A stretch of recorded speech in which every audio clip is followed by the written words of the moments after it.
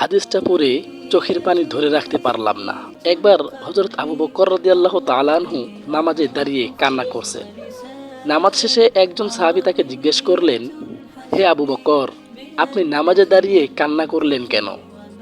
হযরত আবু বকর রাদিয়াল্লাহু তাআলা আনহু এর চোখ বেয়ে তখনও পানি ঝরছে। এই কথা শুনে তার অন্তরে যেন আবার ঢেউ উঠল।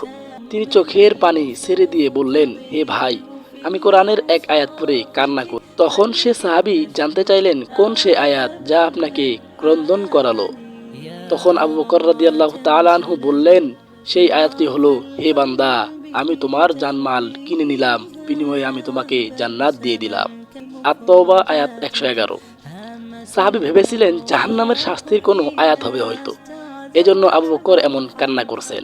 কিন্তু এই আয়াত শুনে সাহাবী একটু অবাক হলেন এবং আবু বকর রাদিয়াল্লাহু তাআলা আনহুকে জিজ্ঞাসা করে বললেন, হে আবু বকর, এ তো খুশির খবর, আল্লাহ আমাদের জানমালের বিনিময়ে আমাদের জান্নাত দান করবেন, এখানে কান্নার কি আছে? তখন হযরত আবু বকর রাদিয়াল্লাহু তাআলা আনহু সেই সাহাবীকে বললেন, হে প্রিয় ভাই আমার, আজকের আগে হলে আমিও এই আয়াত পড়ে খুশি হতাম, কিন্তু আজ এমন একটি ঘটনা ঘটেছে যার ফলে আমি কান্না করতে বাধ্য হয়েছি। তখন সেই সাহাবী রাদিয়াল্লাহু তাআলা আনহু জানতে চেয়ে বললেন, হে আবু বকর, আমাকেও বলুন কি এমন ঘটনা? তখন আবু বকর রাদিয়াল্লাহু তাআলা আনহু বলতে শুরু করলেন, হে ভাই, আমার একটি কাপড়ের দোকান রয়েছে। প্রতিদিনের মতো আজও আমি আমার দোকানে গেলাম, কিন্তু সকালবেলা এক মহিলা আমার দোকানে আসলেন। তিনি বেশ কিছু দিন আগে আমার কাছ থেকে কাপড় নিয়েছিলেন।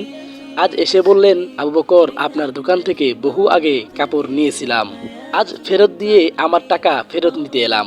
আমি বললাম, আপনি তো অনেক আগে কাপড় নিয়েছিলেন, এতদিন পরে আবার ফেরত কেন?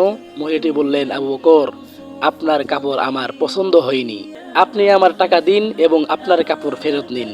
এই আয়াত পরে আমি এই চিন্তা করে কান্না করেছি, যদি হাসরের ময়দানে আল্লাহ আমাকে বলে ফেলেন, হে আবু বকর, তোমার জানমাল ফেরত নাও এবং এর বিনিময়ে যে জান্নাত দিয়েছিলাম তা ফেরত দাও, কেননা তোমার নামাজ, তোমার কুরবানি, তোমার রোজা, তোমার জিহাদ, তোমার জিকির আমার পছন্দ হয়নি, তাহলে তখন আমি জবাবে কি বলবো? সেদিন তো তাহলে আমার নিজের কাছে আর কিছুই থাকবে না, বড় ক্ষতি হয়ে যাবে আমার। এই চিন্তা করে আমি কান্না করি। সুবহানাল্লাহ। নামাজ বাদ দিও না, এপারের চেয়ে ওপারের জীবন বেশি সুন্দর। ভিডিওটি ভালো লাগলে লাইক, কমেন্ট এবং শেয়ার করে দিবেন।